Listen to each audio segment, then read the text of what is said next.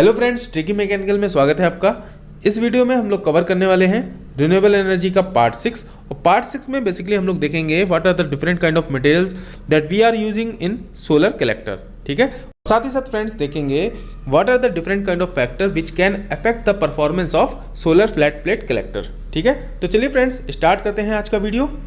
तो जैसा कि आप लोग इस स्लाइड में देख पा रहे होंगे, यहाँ हम लोग बात करने वाले हैं what are the different kind of material that are used in solar collector. ठीक है, तो सबसे पहले बात करते हैं ट्रांसपेरेंट कवर की। ट्रांसपेरेंट कवर के लिए हम लोग ग्लास या फिर हमारे जो लो टेम्परेचर एप्लीकेशन होंगे वहाँ पे प्लास्टिक का भी यूज कर सकते हैं। ठीक है, तो फ्रेंड्स हमने जैसा कि देखा ट्रांसपेरेंट कवर में ग्लास और प्लास्टिक का यूज कर सकते हैं, लेकिन ट्रांसपेरेंट कवर का स्पेशलिटी क्या होना चाहिए?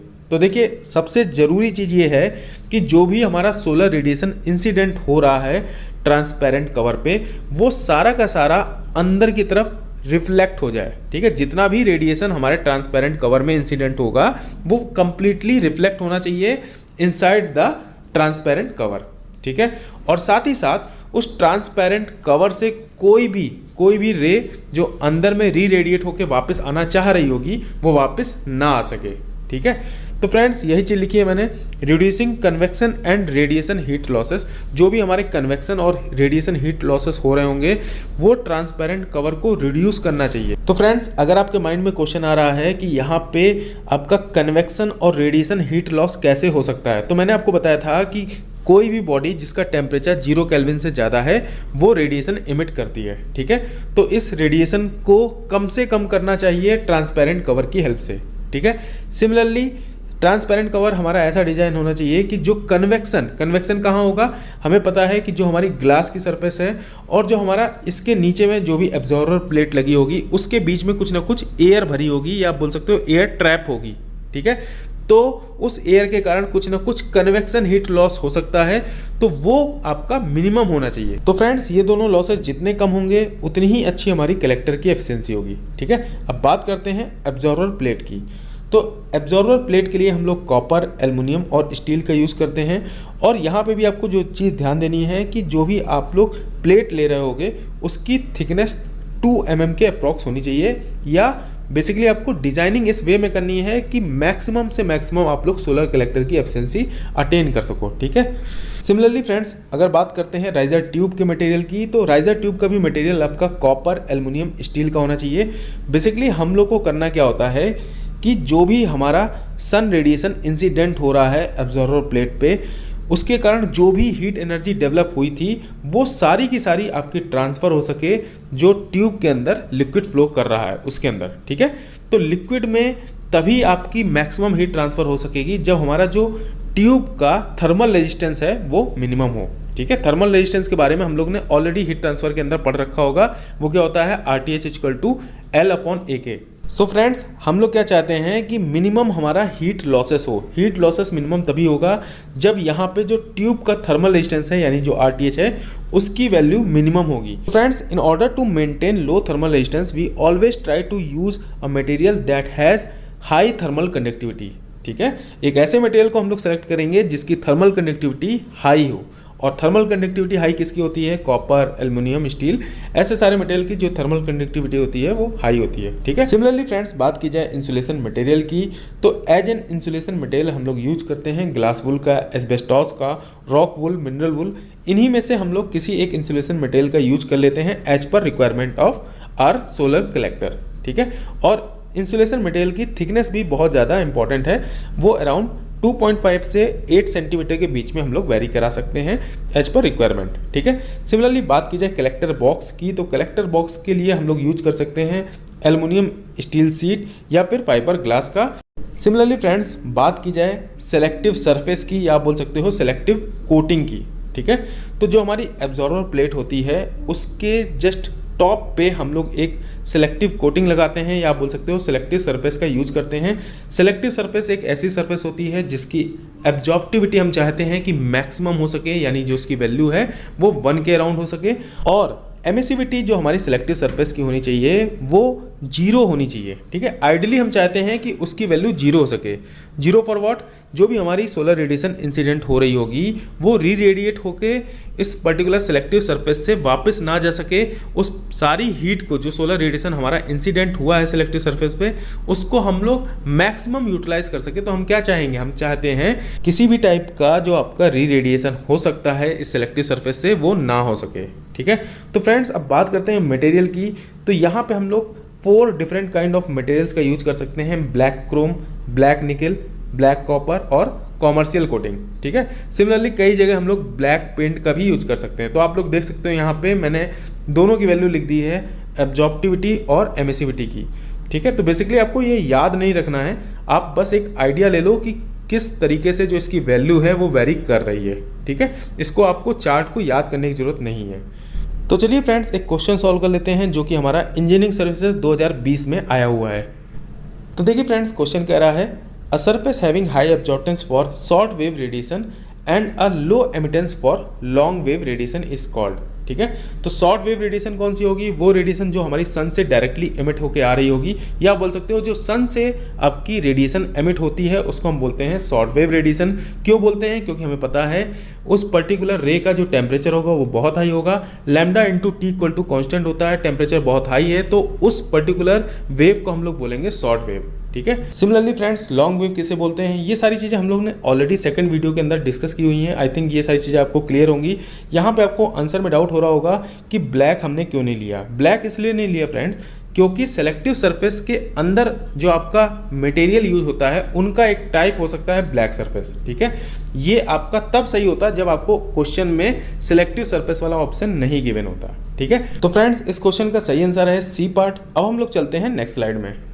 तो फ्रेंड्स इस स्लाइड में हम लोग बात करने वाले हैं कि जो हमारा एब्जॉर्बर प्लेट पे सोलर रेडिएशन इंसिडेंट हो रहा होता है वो हम लोग ट्रांसफ़र कर रहे होते हैं फ्लूइड में जो हमारा राइजर ट्यूब के इनसाइड फ्लो हो रहा होता है। ठीक है, अब देखिए राइजर ट्यूब के इनसाइड जो फ्लूइड हमारा फ्लो हो रहा होता है उसके अंदर हीट गेन हो रही होती है। ठीक है, और different type of solar collector के अंदर डिफरेंट हमारा एग्जिट टेम्परेचर आ रहा था, जो कि हम लोग ने ऑलरेडी लास्ट वीडियो के अंदर देखा हुआ था। ठीक है, मैक्सिमम टेम्परेचर जो आपका जा रहा था वो अराउंड 600 से 900 डिग्री सेल्सियस तक वेरी कर रहा था। सिमिलरली बात की जाए फ्लैट प्लेट कलेक्टर की, तो वहाँ पे जो हमारा मैक्सिमम टेम्परेचर जा रहा था एग्जिट फ्लूइड का वो अराउंड 100 डिग्री सेल्सियस जा रहा था। तो फ्रेंड्स यहाँ पे एक इंपॉर्टेंट पॉइंट ये है कि जो भी हमारा एग्जिट टेम्परेचर आ रहा है उस वे में हम लोग क्या करेंगे, कन्वेक्शन का यूज करेंगे। ठीक है, ट्यूब के इनसाइड जो हमारा कन्वेक्शन हो रहा होगा उस वे में हम लोग यूज करेंगे।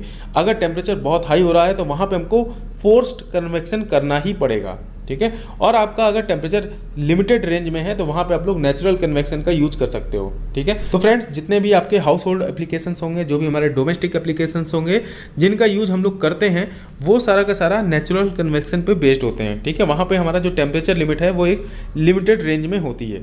सिमिलरली बात की जाए कॉमर्शियल पर्पस की या आप बोल सकते हो इंडस्ट्रियल पर्पस की, तो वहाँ पे हमको फोर्स्ड कन्वेक्शन यूज करना पड़ेगा। वाई फोर्स्ड एप्लीकेशन, क्योंकि फ्रेंड्स हम लोग को ऑलरेडी पता है कि जो हमारा एग्जिट फ्लूइड का टेम्परेचर आ रहा होता है वो बहुत हाई होता है। ठीक है, तो एक ऐसा इंस्टेंट भी हो सकता है कि जब हमारी ट्यूब, जो भी हमारी राइजर ट्यूब है, उसका मटेरियल मेल्ट डाउन हो सकता है। ठीक है, तो उस क्रिटिकल केस को अवॉइड करने के लिए, ऐसी कोई सिचुएशंस हमारी ना पहुंचे जिससे हमारा पूरा का पूरा सिस्टम हैम्पर हो जाए, उसको अवॉइड करने के लिए हम लोग को यहाँ पे फोर्स्ड कन्वेक्शन यूज करना पड़ेगा फॉर द इंडस्ट्रियल पर्पस या आप बोल सकते हो फॉर हाई टेम्परेचर एप्लीकेशन। ठीक है, तो फ्रेंड्स अब बात करते हैं रिफ्लेक्टर की या आप बोल सकते हो रिफ्लेक्टिंग सरफेस की।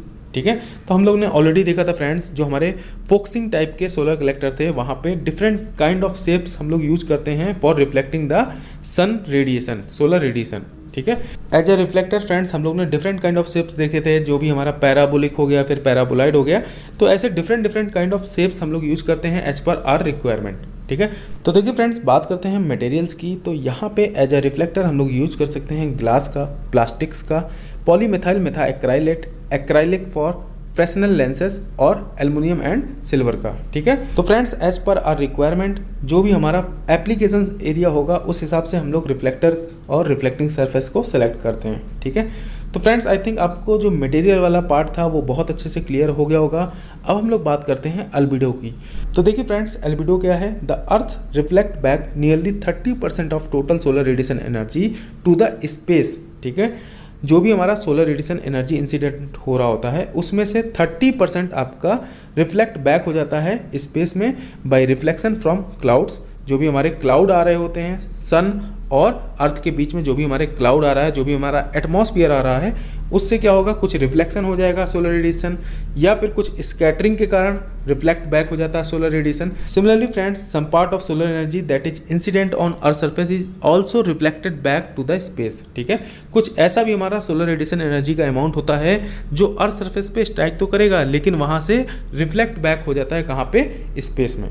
ठीक है, तो फ्रेंड्स इसी को हम लोग बोलते हैं albedo of earth atmosphere system. ठीक है, तो आई थिंक सारी चीज़ें क्लियर हो गई होंगी। अब हम लोग चलते हैं नेक्स्ट स्लाइड में। तो फ्रेंड्स आप लोग इस स्लाइड में देख पा रहे होंगे, आपको बेसिकली 2 केस दिख रहे होंगे, केस 1 केस 2। केस 1 के बारे में हम लोग ने ऑलरेडी लास्ट वीडियो के अंदर डिस्कस किया हुआ था। केस 1 बेसिकली क्या है, सबसेट है केस 2 का। ठीक है, केस 2 से आपका केस 1 डेराइव होता है। ठीक है, तो फ्रेंड्स बात की जाए केस 2 की, तो यहाँ इस डायग्राम में आप लोग देख पा रहे होंगे, सबसे टॉप में है आपका सन और सबसे बॉटम में है आपकी हॉरिजेंटल सरफेस, या आप बोल सकते हो हॉरिजेंटल अर्थ सरफेस। ठीक है, अब यहाँ हमारा पर्पस क्या है, हम चाह रहे हैं कि जो सन से रेडिएशन इंसिडेंट हो रहा है उस रेडिएशन को हम लोग यूटिलाइज कर सकें with the help of solar collector. ठीक है, तो सोलर कलेक्टर के लिए हमने क्या रखा है, यहाँ पे एक इंक्लाइंड कलेक्टर प्लेट लगाई है। ठीक है, यहाँ पे हमने कलेक्टर प्लेट का यूज किया है जो कि इंक्लाइंड है बीटा डिग्री। ठीक है, तो बीटा क्या है, बीटा आपका टिल्ट एंगल है। Tilt angle from where, from horizontal surface या हॉरिजेंटल अर्थ सरफेस। ठीक है, और इसी टिल्ट एंगल को हम लोग स्लोप एंगल भी बोलते हैं। ठीक है, तो फ्रेंड्स अब आप लोग डायग्राम में देखो तो आपको समझ में आ रहा होगा, सन से जो रेडिएशन आ रही है उसमें कुछ रेडिएशन जो है वो हमारा कलेक्टर प्लेट पे इंसिडेंट हो रहा है, कुछ ऐसा भी हमारा रेडिएशन का अमाउंट है जो कि कलेक्टर प्लेट पे नहीं गिर रहा है। ठीक है, तो क्या होगा, वो आपका इंसिडेंट होगा हॉरिजेंटल सरफेस पे, या आप बोल सकते हो हॉरिजेंटल अर्थ सरफेस पे। ठीक है, तो एल्बिडो इफेक्ट के कारण वो रेडिएशन जो हमारा अर्थ सरफेस पे इंसिडेंट हो रहा था उसका कुछ अमाउंट हमारा रिफ्लेक्टेड होने के बाद इंक्लाइंड कलेक्टर प्लेट पे भी इंसिडेंट होगा। ठीक है, आप इसको फील भी कर सकते हो और इस डायग्राम में भी देख सकते हो, ड्यू टू एल्बिडो इफेक्ट यहाँ पे जो सोलर रेडिएशन अर्थ सरफेस पे डायरेक्टली इंसिडेंट हो रहा था वो अल्बिडो इफेक्ट के कारण इंक्लाइंड कलेक्टर प्लेट पे अगेन इंसिडेंट होगा। तो फाइनली अगर बात की जाए कि सन से जो रेडिएशन इंसिडेंट हो रहा होगा कलेक्टर प्लेट पे वो क्या होगा, तो फ्रेंड्स टोटल रेडिएशन अगर हम लोग IT से रिप्रेजेंट करें तो वो हो जाएगा IB प्लस ID। ठीक है, plus RG into IB plus ID। ठीक है, तो यही 3 फैक्टर हम लोग ने देखे। पहला तो हमने देखा IB जो कि था हमारा बीम रेडिएशन जो कि डायरेक्टली इंसिडेंट हो रहा होगा। सिमिलरली कुछ डिफ्यूज्ड रेडिएशन होगा जो कि क्लाउड इफेक्ट के कारण आ रहा होगा, तो IB प्लस ID तो हम लोग ऑलरेडी जानते हैं। सिमिलरली फ्रेंड्स जो हमारा अर्थ सरफेस है उसकी अगर रिफ्लेक्टिविटी रो G है, G का मतलब हो गया ग्राउंड। ठीक है, रो ऑफ ग्राउंड, तो अगर अर्थ सरफेस की आप बोल सकते हो जो हमारा ग्राउंड है उसकी रिफ्लेक्टिविटी रो G है, तो ड्यू टू अल्बिडो इफेक्ट जो भी हमारा रिफ्लेक्टेड बैक हो रहा होगा उसमें से भी कुछ अमाउंट ऐसा होगा सोलर रेडिएशन का जो कि इंक्लाइंड कलेक्टर प्लेट पे इंसिडेंट हो रहा होगा। तो वो कितना अमाउंट होगा, वो हो जाएगा हमारा रो G into IB plus ID। ठीक है, आई थिंक फ्रेंड्स इसमें डाउट नहीं हो रहा होगा आपको, रिफ्लेक्टेड बैक होने के कारण जो amount of solar radiation incident होगा वो हो जाएगा रो G into IB plus ID। तो फ्रेंड्स टोटल रेडिएशन की बात की जाए तो ओवरऑल हो जाएगा IB प्लस ID प्लस रो G into IB plus ID। ठीक है, अब देख सकते हैं यहाँ पे कुछ आपको फैक्टर्स भी दिख रहे होंगे, जैसे IB के साथ आपका RB, सिमिलरली ID जो हमारा डिफ्यूज्ड रेडिएशन था उसके साथ एक जो फैक्टर है वो है हमारा RD। ठीक है, और साथ ही साथ जो हमारा रिफ्लेक्टेड बैक हुई है ड्यू टू अल्बिडो इफेक्ट वो है हमारा RR into rho G into IB plus ID। तो फ्रेंड्स यहाँ पे जितने भी आपको फैक्टर दिख रहे हैं RB, RD और RR, ये सारे के सारे आपके टिल्ट फैक्टर के कारण आ रहे हैं। ठीक है, जैसा कि हम लोग ने ऑलरेडी रेडिएशन चैप्टर में देखा था कि जो हमारा ब्लैक बॉडी की एमिसिव पावर होती थी वो होती थी सिग्मा इंटू टी की पावर 4, और अगर बात की जाए ग्रे बॉडी की एमिसिव पावर की तो वो हो जाती थी epsilon into sigma into T की पावर 4। ठीक है, तो यहाँ पे क्या है, एप्सिलॉन आपका एक फैक्टर हो गया। सिमिलर वे में टिल्ट इफेक्ट के कारण जो हमने यहाँ पे कलेक्टर प्लेट को टिल्ट किया है उसके कारण जो आपका फाइनल इक्वेशन आ रही है उसके अंदर ये सारे फैक्टर्स इन्वॉल्व हो गए हैं। ठीक है, अब बात करते हैं इन फैक्टर्स की, इनकी भी अपनी एक वैल्यू है, चलिए इसको देख लेते हैं। तो देखिए friends, tilt factor for beam radiation जो हमारा RB होता है उसकी वैल्यू होती है cos theta upon cos theta Z. Theta होता है हमारा इंसिडेंस एंगल और थीटा जेड होता है हमारा जेनिथ एंगल। ठीक है, अब ये कहाँ से आया है, कैसे डिराइव हुआ है, इसको आपको याद करने की जरूरत नहीं है, ये आपसे एग्जाम पेपर में for prelims point of view पूछा नहीं जाने वाला है। ठीक है। सिमिलरली जो हमारा डिफ्यूज्ड रेडिएशन के कारण टिल्ट फैक्टर यानी जो RD आता है उसकी वैल्यू होती है 1 plus cos beta by 2। Beta क्या था हमारा? टिल्ट एंगल था या आप बोल सकते हो स्लोप एंगल था, ठीक है। सिमिलरली फ्रेंड्स बात की जाए थर्ड कांस्टेंट की तो उसकी वैल्यू होती है RR equal to 1 minus cos beta divided by 2, ठीक है। तो यहाँ पे आपको RB, RD और RR के जो भी फॉर्मूले लिखे हैं वो आपको एज इट इज़ याद होने चाहिए और ये आपसे किसी भी फॉर्म में पूछे जा सकते हैं। एग्जाम पेपर में आपसे किसी भी फॉर्म में पूछे जा सकते हैं। आइदर वो डायरेक्टली आपसे 4 ऑप्शन गिवन होगा, उसमें पूछ सकते हैं कि कौन सा सही है, या फिर आपसे असर्शन रीजन में पूछा जा सकता है, ठीक है। तो इसलिए आपको ये फॉर्मूले याद होने जरूरी हैं। अब देखिए जो हमने सेकंड इक्वेशन जो हमारा केस 2 के अंदर इक्वेशन डिराइव की थी उससे हम लोग फर्स्ट केस को डिराइव कर सकते हैं। जो हमारा फर्स्ट केस था वो था हमारा हॉरिजॉन्टल सरफेस, जो हमारी कलेक्टर प्लेट थी उसको हमने हॉरिजॉन्टल रखा था। तो हॉरिजॉन्टल का मतलब क्या हुआ कि जो बीटा एंगल होगा वो 0 हो जाएगा। बीटा क्या था हमारा? टिल्ट एंगल था। तो जब हम लोग कलेक्टर प्लेट को इंक्लाइंड नहीं रख रहे हैं तो इसका मतलब क्या है, जो हमारा टिल्ट एंगल है फ्रॉम द हॉरिजॉन्टल सरफेस वो 0 हो जाएगा, ठीक है। तो फ्रेंड्स जब हमारी प्लेट हॉरिजॉन्टल रहेगी या आप बोल सकते हो जब हमारी प्लेट इंक्लाइंड नहीं रहेगी उस केस में अल्बिडो इफेक्ट वाला जो टर्म था वो नहीं आने वाला है, ठीक है। अल्बिडो इफेक्ट का टर्म तभी आ सकता है जब आपकी प्लेट इंक्लाइंड है, ठीक है, तभी आ सकता है, नहीं तो नहीं आने वाला। तो वहाँ पे क्या होगा, RR की वैल्यू 0 हो जाएगी। सिमिलरली फ्रेंड्स जो हमारा टिल्ट एंगल था उसको हम लोग ने 0 लिया है क्योंकि यहाँ पे क्या था, हॉरिजॉन्टल सरफेस था हमारा, जो हमारी कलेक्टर सरफेस थी वो हॉरिजॉन्टल थी। तो इसलिए क्या होगा, जो हमारे टिल्ट कांस्टेंट आ रहे थे वो अब इस इक्वेशन में नहीं आने वाले, ठीक है। तो इसका मतलब क्या है, जो RB और RD की वैल्यू है वो आपकी 1 हो जाएगी, ठीक है। तो वहाँ से आप जब सारी चीज़ों को पुटअप करोगे तो IT की वैल्यू निकल के आ जाएगी IB प्लस ID, और इसी के बारे में हम लोग ने लास्ट वीडियो के अंदर डिस्कस किया था। सिमिलरली फ्रेंड्स जब हमारा कलेक्टर सरफेस इंक्लाइंड होते होते एक ऐसा भी एंगल आएगा जब वो वर्टिकल हो जाएगा, यानी जो हमारा बीटा एंगल है वो 90 डिग्री हो जाएगा, टिल्ट एंगल 90 डिग्री हो जाएगा, तो हमको एक वर्टिकल सरफेस मिलेगी। उस केस पे जो हमारा RD और RR की वैल्यू निकलने वाली है वो हो जाती है 1/2, ठीक है। तो फ्रेंड्स बेसिकली आप लोग ये सारे के सारे रिलेशन याद रखो। इस स्लाइड में जितनी भी चीज़ें लिखी हैं आपको याद होनी चाहिए एज इट इज़, ठीक है। और आपसे एग्जाम पेपर में यही सारी चीज़ें डायरेक्टली पूछी जाएंगी। अभी तक यहाँ से क्वेश्चन नहीं आया है, आने वाले टाइम में यहाँ से क्वेश्चन आ सकता है, ठीक है। अब चलते हैं नेक्स्ट स्लाइड में।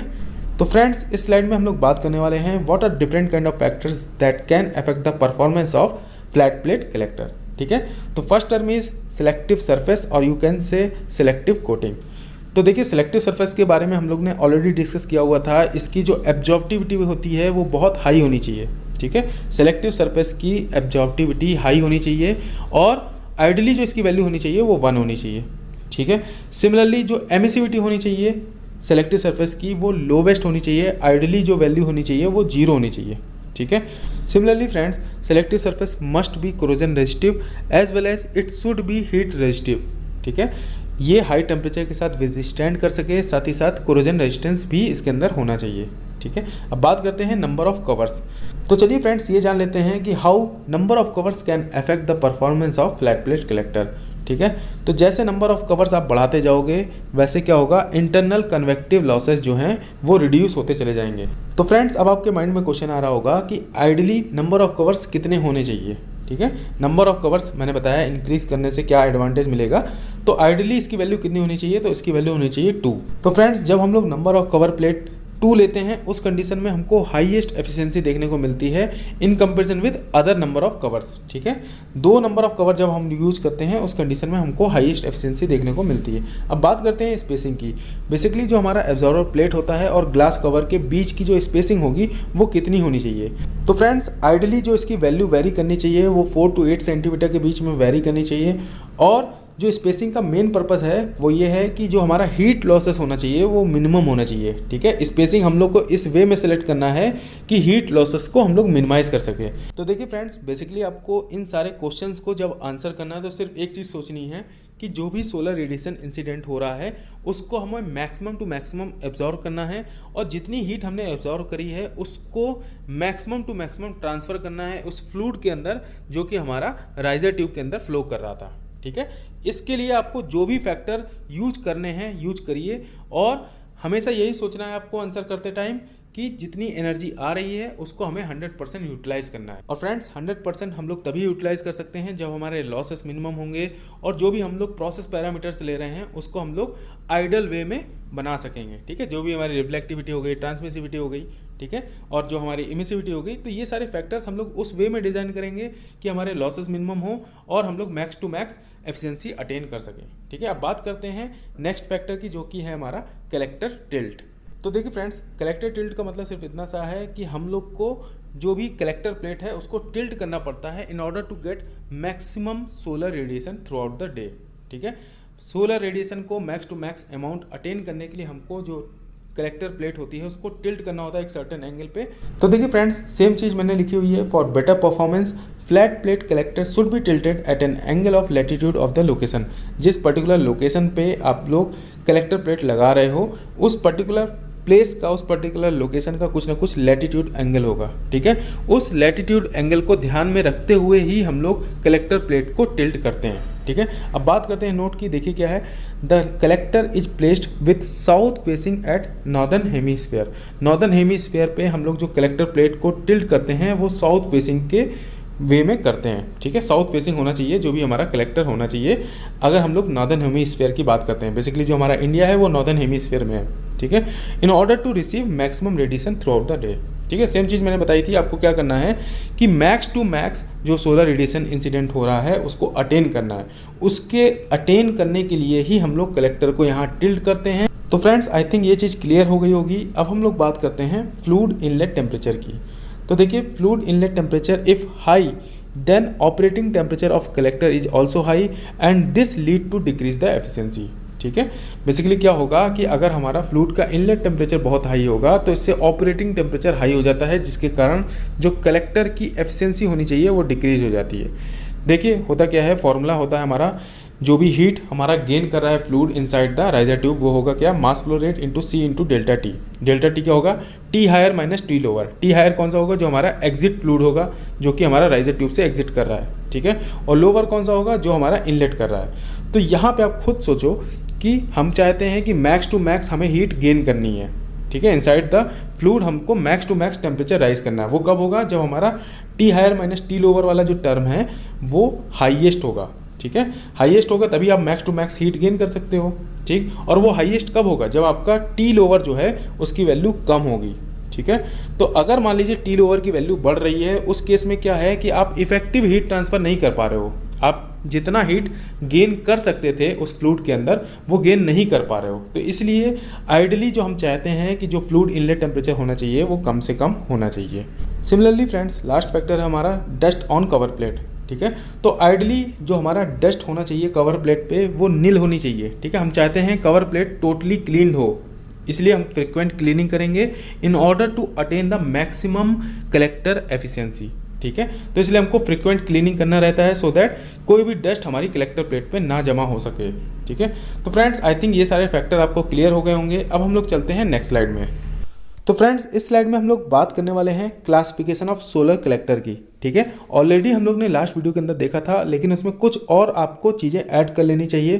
फॉर एग्जांपल, जो हमारा नॉन फोकसिंग टाइप होता है उसके अंदर इवैक्यूएटेड ट्यूब कलेक्टर भी होता है। ठीक है, ऑलरेडी फ्रेंड्स हम लोग ने लास्ट वीडियो के अंदर फ्लैट प्लेट टाइप कलेक्टर को बहुत अच्छे से समझा हुआ है। ठीक है, सिमिलरली बात की जाए फोकसिंग टाइप कलेक्टर या आप बोल सकते हो कंसंट्रेटिंग टाइप कलेक्टर की, तो यहाँ पे भी लाइन फोकस के कौन कौन से एग्जांपल हैं और पॉइंट फोकस के कौन कौन से, इसको भी आप लोग अच्छे से नोट डाउन कर लीजिए। तो चलिए फ्रेंड्स, अब हम लोग बात करते हैं इवैक्यूएटेड ट्यूब कलेक्टर की। तो जैसा कि फ्रेंड्स आप लोग इस स्लाइड में देख पा रहे होंगे, यहाँ पे आपको एक आउटर सरफेस में ट्यूब दिख रही होगी। ठीक है, और वो बेसिकली ग्लास ग्लेज ट्यूब है। ठीक है, ग्लास की बनी हुई ट्यूब है, और जब आप इसका इंटीरियर पार्ट देख रहे होगे, इसी ट्यूब का जो हमारा ग्लास की आउटर ट्यूब है, इसका जो इंटीरियर पार्ट है उसमें हमने ग्लास वूल को लगाया हुआ है। बेसिकली हम लोग ने यहाँ पे ग्लास वूल का यूज़ किया है in order to restrict the heat loss, या आप बोल सकते हो जो भी हमारा रेडिएशन के कारण यहाँ पे लॉसेस जनरेट हो रहे थे उनको अवॉइड करने के लिए, उनको मिनिमाइज करने के लिए ही हम लोग ने यहाँ पे ग्लास वूल का यूज किया है। सिमिलरली फ्रेंड्स, एक और इम्पॉर्टेंट पॉइंट कि जो हमारा ग्लास ग्लेज ट्यूब जो हमारी आउटर पार्ट था उसकी भी कुछ प्रॉपर्टीज़ होनी चाहिए। फॉर एग्जाम्पल, जो इसकी ट्रांसमिसिविटी होनी चाहिए वो 1 होनी चाहिए। आइडियली हम चाहते हैं कि जितना भी रेडिएशन आउटर सरफेस पे आए वो सारा का सारा हम एब्जॉर्व कर सकें, उसको टोटली अंदर में जो भी हमारा फ्लूइड प्रेजेंट है जिसको हमें हीटअप करना है वहाँ तक ट्रांसफ़र हो सके। तो आइडली हम चाहते हैं कि जो ग्लास ग्लेस ट्यूब है उसकी ट्रांसमिटिविटी 1 हो।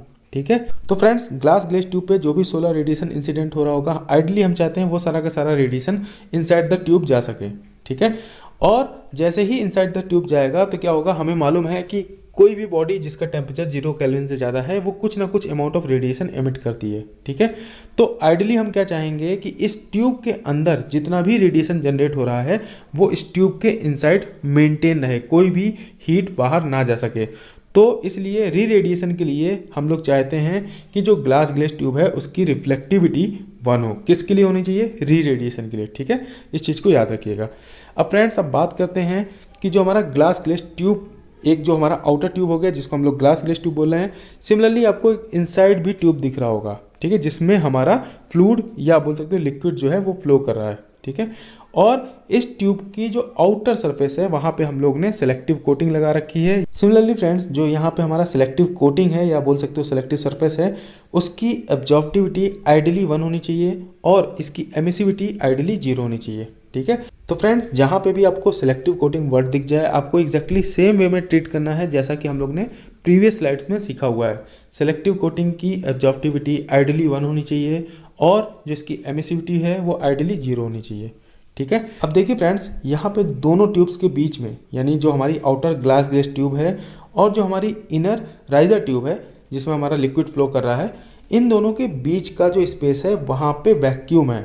ठीक है, अब वैक्यूम होने से हमको क्या एडवांटेज मिलेगा? वैक्यूम होने से किसी भी टाइप का कन्वेक्टिव हीट लॉस यहाँ पे देखने को नहीं मिलेगा। ठीक है, बेसिकली हम लोग चाहते क्या, हम लोग चाहते हैं कि जितनी भी सोलर रेडिएशन आ रही है वो सारा का सारा हम लोग एब्जॉर्ब कर सके। ठीक है, जैसा कि हम लोग ने लास्ट स्लाइड में सीखा हुआ है। तो फ्रेंड्स आई थिंक ये जो हमारा इवैक्यूएटेड ट्यूब कलेक्टर है, इवैक्यूएटेड ट्यूब कलेक्टर हम क्यों बोल रहे हैं? क्योंकि यहाँ पे इनसाइड द ट्यूब, दोनों ट्यूब्स के बीच में यहाँ पे वैक्यूम है। ठीक है, तो फ्रेंड्स आई थिंक ये चीज़ें क्लियर हो गई होंगी। अब एक और इम्पॉर्टेंट पॉइंट कि जो एफिशिएंसी होती है वो इवैक्यूएटेड ट्यूब कलेक्टर की मच ग्रेटर होती है in comparison with flat plate collector. ठीक है, क्यों ज़्यादा होती है? क्योंकि यहाँ पे जो हीट लॉसेस हैं उसको हम लोग मैक्सिमम एक्सटेंट तक अवॉइड कर सकते हैं या बोल सकते हो रेस्ट्रिक्ट कर सकते हैं in comparison with flat plate collector. इसीलिए यहाँ पे जो एफिशिएंसी हमको मिलती है वो हायर मिलती है। तो फ्रेंड्स आई थिंक ये सारी चीज़ें क्लियर हैं। अब हम लोग चलते हैं नेक्स्ट स्लाइड में। तो फ्रेंड्स बात करते हैं फोकसिंग टाइप कलेक्टर की।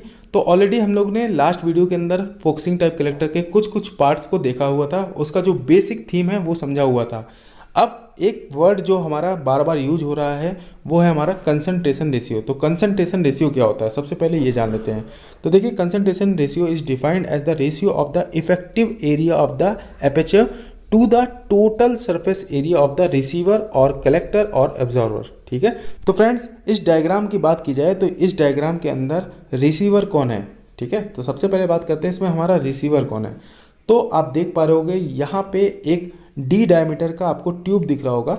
ठीक है, वो बेसिकली आपका फोकल लाइन के अलोंग रखा हुआ है। ठीक है, तो यही है हमारा कलेक्टर, इसी को हम लोग बोल रहे हैं रिसीवर या आप बोल सकते हो एब्जॉर्वर।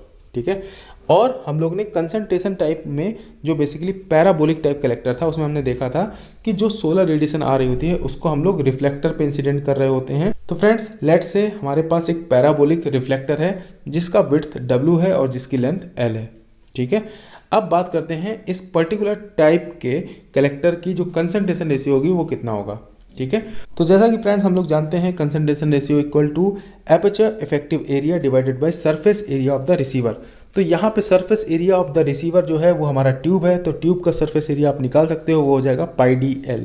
ठीक है, अब बात करते हैं इफेक्टिव एरिया। तो इफेक्टिव एरिया कौन सा होगा उस रिफ्लेक्टर का? बेसिकली जिस एरिया में हमारा सोलर रेडिएशन इंसिडेंट हो रहा होगा। ठीक है, अब देखिए क्या है, टॉप पे हमारी लगी हुई है ट्यूब, ट्यूब का जो सोलर रेडिएशन आना चाहिए था उस पैराबोलिक रिफ्लेक्टर पे वो नहीं आ पा रहा होगा। क्यों नहीं आ पा रहा होगा? क्योंकि वहाँ पे आपकी ट्यूब आ जा रही है। इसके अलावा जो हमारा ट्यूब वाला एरिया है उसके अलावा जो बचा हुआ पार्ट है वहीं पे सोलर रेडिएशन इंसिडेंट हो रहा होगा। तो फ्रेंड्स आप लोग नीचे में डायग्राम में देखो, तो इस डायग्राम को देख के आप बहुत आसानी से बता सकते हो कि एपर्चर का इफेक्टिव एरिया कितना होगा। ठीक है, तो वो एरिया जहाँ पे हमारा सोलर रेडिएशन इंसिडेंट हो रहा होगा तो वो एरिया हो जाएगा हमारा width into length minus dia into length.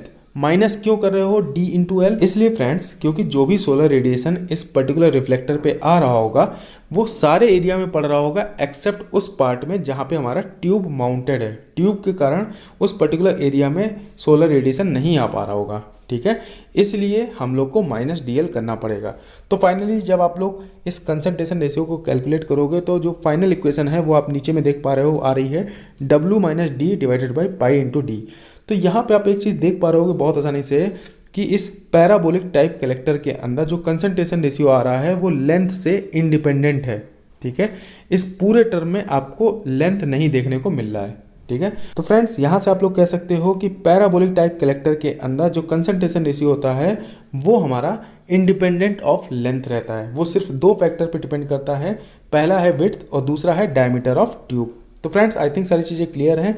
अब हम लोग चलते हैं नेक्स्ट स्लाइड में। तो देखिए फ्रेंड्स, यहाँ पे कुछ इंपॉर्टेंट नोट्स मैंने लिखा हुआ है। सबसे पहले बात करते हैं जो हमारा कंसंट्रेशन रेशियो जिसको हम लोग कैपिटल C से रिप्रेजेंट करते हैं, तो फ्लैट प्लेट के लिए उसकी वैल्यू होती है 1। ऑलरेडी ये सारी चीज़ें हम लोग ने लास्ट वीडियो में सीखी हुई हैं, ठीक है। पैराबोलिक कलेक्टर के लिए इसकी वैल्यू 100 प्लस माइनस हो सकती है, दैट मीन 100 भी हो सकती है, 90 भी हो सकती है, 110 हो सकती है, 130 हो सकती है। तो इस तरीके से इसकी रेंज वेरी कर सकती है कंसंट्रेशन रेशियो की एज पर आर अरेंजमेंट, ठीक है। अब देखिए थर्ड पॉइंट है, as concentration ratio increases the exit fluid temperature is also increases and the conversion efficiency is also increases, ठीक है। बेसिकली हम क्या चाहते हैं कि जो भी हमारा फ्लो कर रहा है फ्लूइड, जो भी हमारा लिक्विड है जो inside the tube, riser tube के इनसाइड फ्लो कर रहा है, उसमें हम लोग max to max heat transfer करना चाह रहे होते हैं, ठीक है। तो जो हाईएस्ट टेम्परेचर राइज हमको देखने को मिलता है वो पैराबोलिक और पैराबोलाइड टाइप के कंसंट्रेशन के अंदर हमको देखने को मिलता है, जैसा कि हम लोग ने लास्ट वीडियो में सीखा हुआ है।